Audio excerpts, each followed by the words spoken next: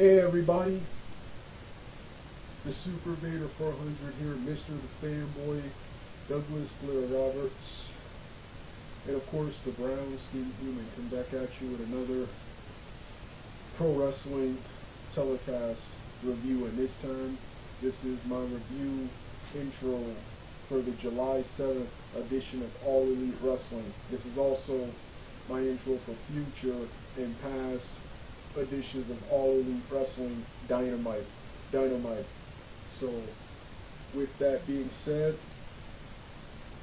oh no, before I play the music, this episode of Dynamite, Road Rage, something like that, whatever it was called, I enjoyed this telecast. It reminded me of WCW's old Hog Wild and my favorite Road Wild pay-per-views from back in the day, and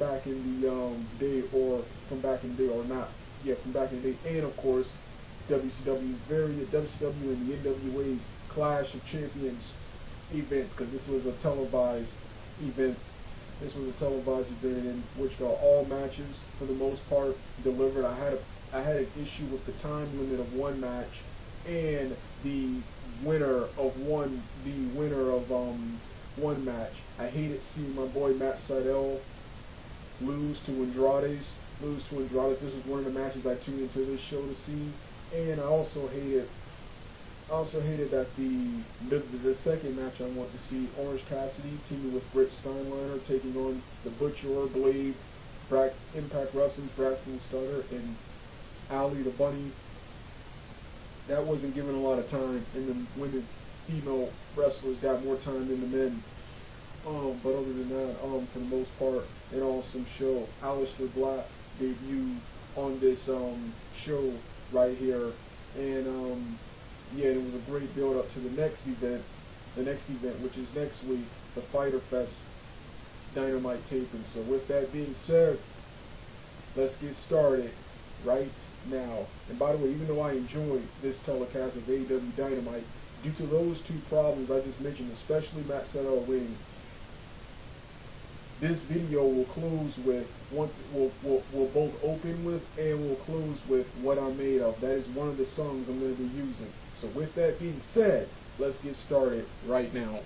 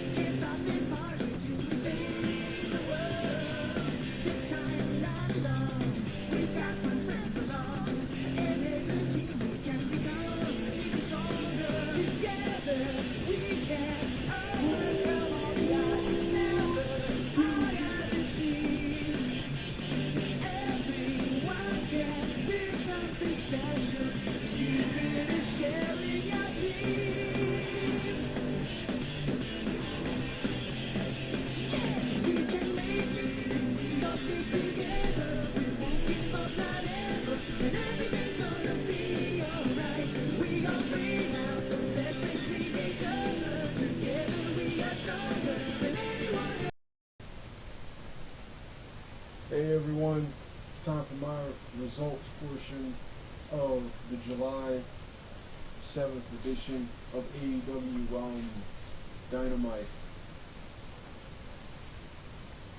Dynamite, like I said in part one, this was a phenomenal show. I had a couple of problems with the show, but other than that, it was a phenomenal show. We started off with Cody Rhodes defeating QT Marshall in a pretty good strap match to start the show. Then next we got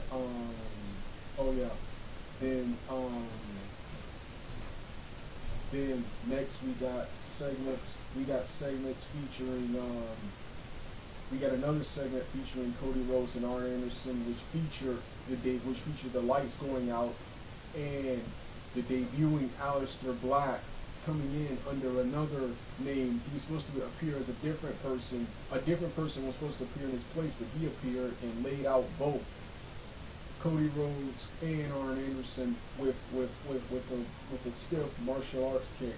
Yeah, I don't really care much for Aleister Black. Of the people who were released from WWE, the only one I really want to see is my boy Murphy. It is Murphy. Buddy Murphy from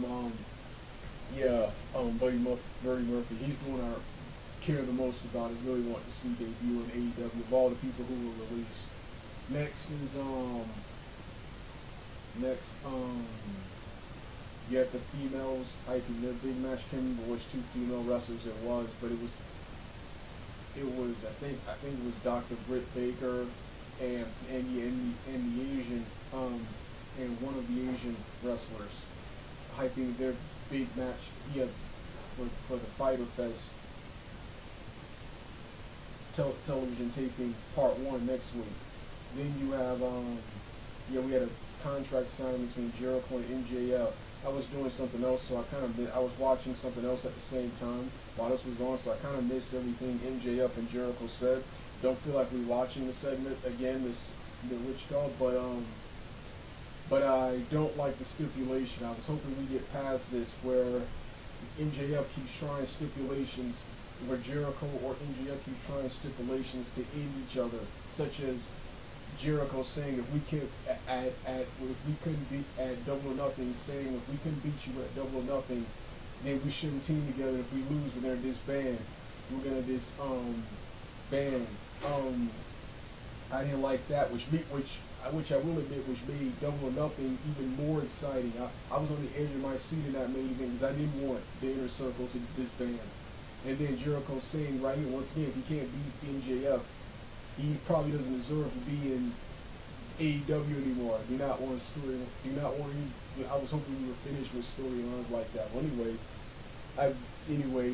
when they wrestle again, once again, I want Jericho once again beat the living daylights out of MJF. So, then they shook hands and Jericho Jericho tripped him and took him out with the spinning elbow, the Judas effect. Then this happened. This was another favorite part of the show of mine. This happened on the pre-show, the AEW Dark show. Ricky Starks was in the ring with his brand new security,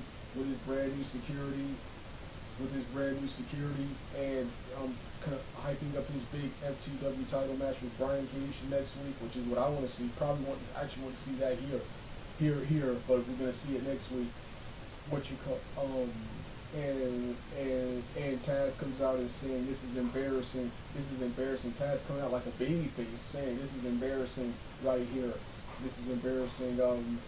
You don't need security, and then Stark says, "Oh, I do," especially since we can't trust Brian Cage. And then Ricky Starks made it worse when he says, "Brian Cage, I'm gonna defeat you for the FTW title, and I'm gonna party all night long like your wife," something like that, something about his wife. And Brian Cage came out and took out security, but Starks managed to get away, hyping up their match, which this segment has been on the main show,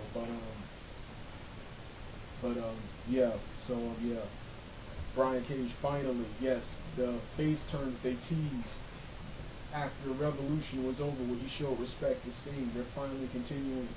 They're finally continuing with that. I hate how they did that, then dropped it for a couple of weeks, and now they're doing it again. But finally, they're doing it again. They're doing it because I really want Brian Cage to break away from Team Cage. Him being with Team Cage and having that stupid FTW title keeps him away from the main event. Brian Cage, like I said, Brian Cage, Seidel, and now Adam Page are going. These are my three favorites and the people who I want to dethrone Kenny Omega of the AEW Heavyweight Championship. AEW Heavyweight Championship. I don't mind younger people like Griff Garrison, Jungle Boy, and Hello Go, and who's the other guy? Oh yeah, Orange Cassidy, who wrestled for the title of Double or Nothing. I don't mind those guys winning, but for now I want the first three I named who are much older and much more experienced, and when those guys get older or retire and start winding down, then I want those other younger guys on the roster to come and grab the brass ring and become AEW Heavyweight Champion. So, yes, and Brian Cage doesn't need the stable. I never liked the Cage and Taz alliance. I went with it because it's Brian Cage, but I never liked the alliance. People like Will Hobbs, Starks, and Hooks needed Taz, but especially Will Hobbs, who is still kind of green and is not really that good on the mic. But Brian Cage especially doesn't need the FTW title, which has been relevant since the 90s, and doesn't need Team Taz. So yeah, I'm glad they're finally going back to that, completing the face turn. Then you got what was the next segment? Did I mention? Oh yes. Oh yeah, Inner Circle. The other Inner Circle members, LAX and Hager, fell to Wardlow, Wardlow and FTR. Wardlow, Sean Spears, and I think one of the members of FTR. Oh no, yeah, FTR and Sean Spears defeated LAX, Jake Hager, and Guevara in a pretty awesome 8-man tag team match. It was awesome, but there was really nothing to talk about, so that will not be reviewed in the results. I mean, in the match review portions. But this was a pretty good match. Sucks to see the Inner Circle fall again. But I guess the Pinnacle had to get the win again. Conan got involved in the match. Then got laid out by Wardlow at the end. So yeah, that was that. Then next we had the Andrades Matt Sydal match. This was a pretty awesome match. I especially love the promos before the match. Because they made it seem like the match could go either way. But when this was over, when these promos were finished, when we got to the match, I predicted that my boy Matt Sydal would lose, which is the part I didn't like. I wanted Matt Sydal to win. I hate the way Matt Sydal's been used since he joined AEW. In Impact, I've said this in plenty of videos about AEW. In Impact, Matt Sydal upset it and defeated and feuded with powerhouses like Brian Cage, EC3, and Lashley, and was both the X Division champion and the Impact Wrestling Global Champion. Here in AEW, he's a tag team wrestler, Big Carter and Jobber, and quote unquote Jobber. So yeah, and this match. So yeah, and he lost his match with Andrade. Like I said, at first it was unpredictable. Then when I saw how long Andrade's entrance was and how quick Matt Sydal was, I predicted he would lose, and boy did he. It was a good match, but I hated that Matt Sydal lost again. He can beat lower rated guys like the guy he beat 2 weeks ago, but he can't beat established stars and established up and coming stars. So yeah, that was that right there. Then you had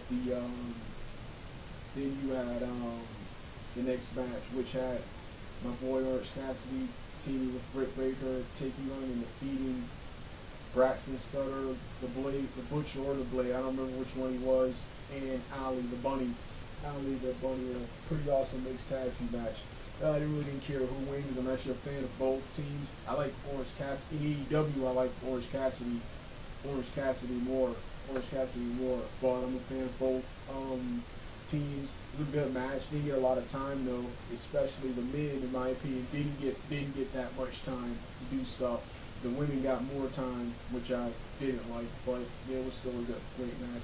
And this is by the way, this is the last match I'll be reviewing in the match review portion, because the main event, which was pretty good, I really didn't care for it, and I didn't care for it when it was announced either. That was my boys, the Young Bucks, Matt and Nick Jackson, taking on Eddie Kingston and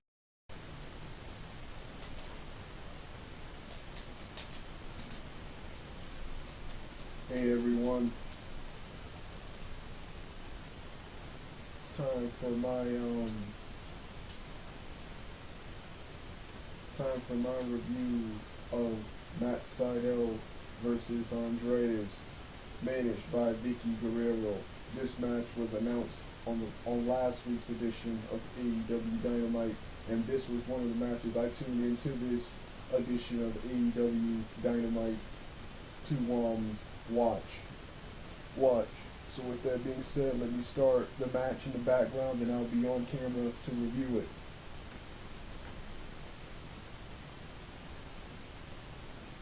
Motion 7 times, as a matter of fact. So big match and nothing new to match. Big counter by Sydal.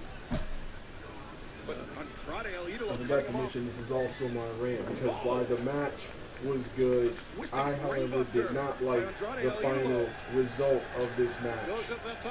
This match right here, Andrade's, as I predicted, towards the end. From the beginning, from the way he hyped it, looked like anyone could win. It looked like anyone could win, but when I saw Andrade's extremely long entrance with Vicky Guerrero, interesting, I predicted that Matt Sydal would lose. How long Andrade was and how short my boy Matt Sydal was.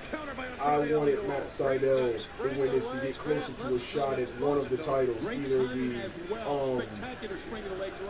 TNT title Miro has, or I wanted him to be one of the challengers to dethrone Kenny Omega. Either Matt Sydal, Brian Cage. Brian Cage was probably my best. Brian Cage, and then the one they're going for, looks like they're about to go for, the Elite's Adam Page. Adam Page. These are three of the guys I want to dethrone Kenny Omega. Orange Cassidy, Jungle Boy, the two most recent people to receive a shot at Kenny Omega. They're good challengers right now. They're good challengers and good contenders, but they're still too young.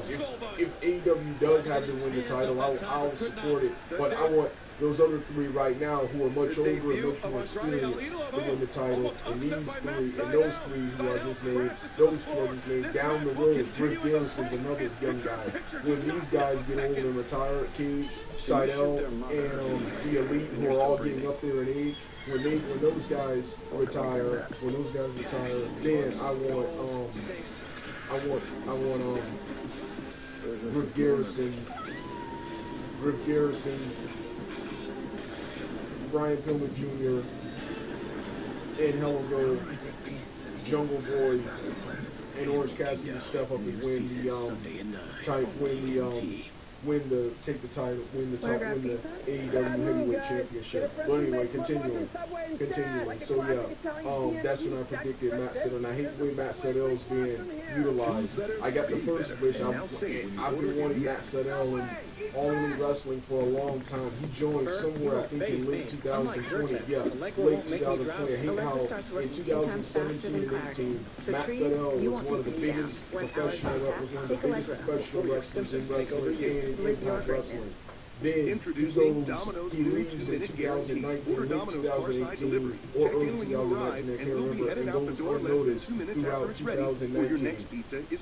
2019, and finally reemerges in AEW in 2020, but he's mostly just a mid-carder tag team wrestler and jobber. He teams with his brother. He beats lower level wrestlers like he did. I keep forgetting he beat on one of the last week's editions.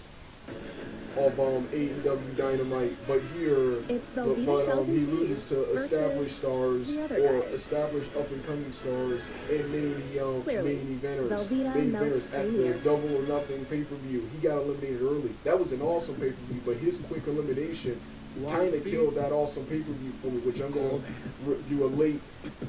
definitely do a late out of date review, matches show review of that pay-per-view. But that kind of just killed what was an awesome payper-view, one of the best AEW had. But that quick elimination. Then you had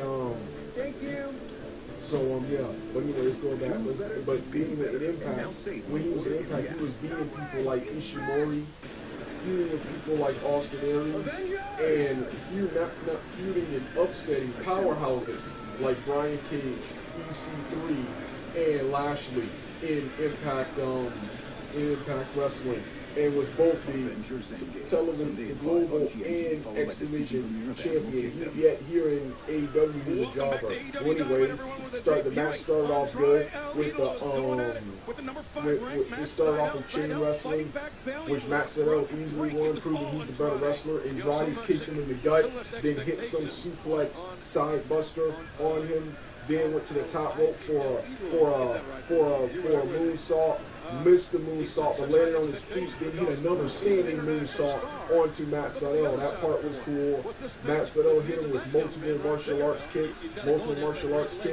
The fight still to the outside. He even got to hit him with his double knee net breaker, double knee net breaker off the top rope onto Andrade. But Andrade got the advantage again and won with the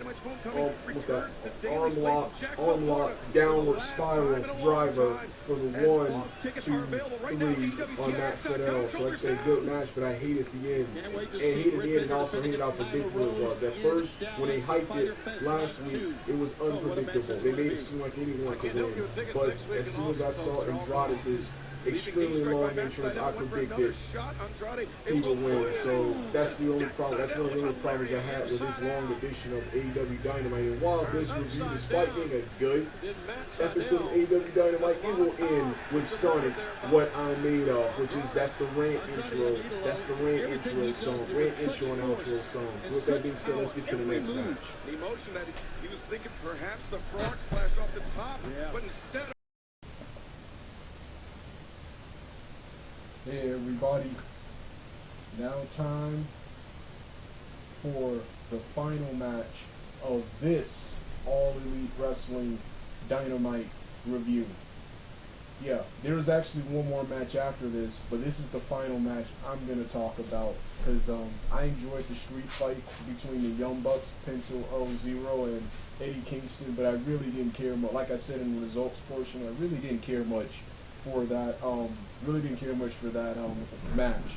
But anyway, this is the final match I'm going to talk about. This is the second match I wanted to see, and that was the mixed tag team match between my boy Orange Cassidy and his female tag team partner Britt Statlander or something like that, taking on the Butcher and taking on the Blade and the Bunny. The Blade, of course, is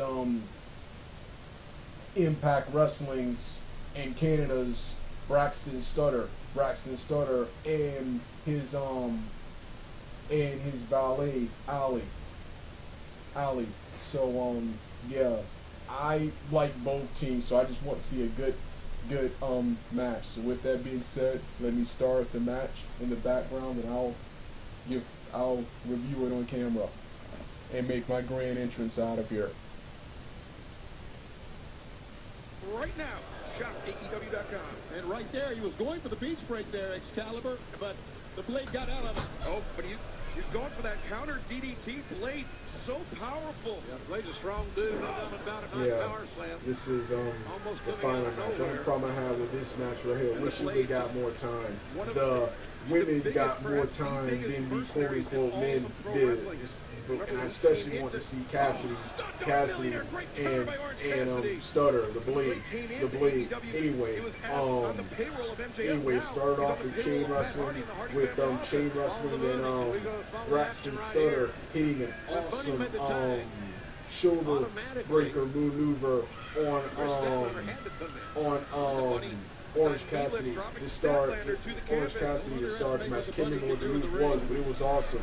Then, after working on Cassidy some more, he tried a suplex and Cassidy reversed into a stunner.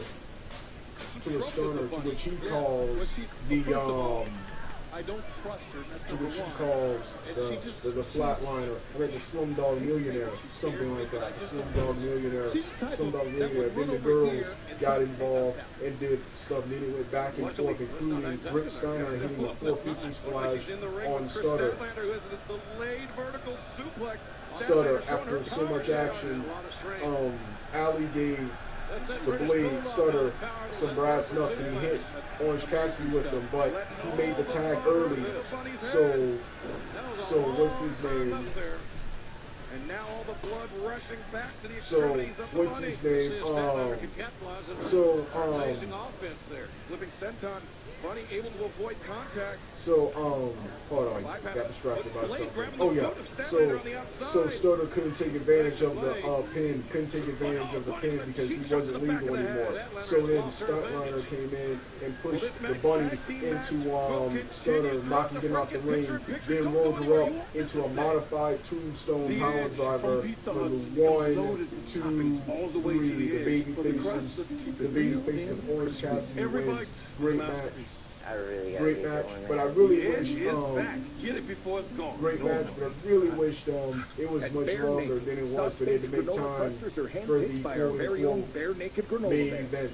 So yeah, this is like I said, this isn't the final match, but this is the final match I'm going to talk about. So you want to hear the rest of the music? Turn the video off right now. Like I said, another awesome edition of AEW Dynamite to start July. So with that being said, which means no more let's get out of pausing here. the show for some lame delivery that's like not even for you. Or Mike Gardner here for your first date.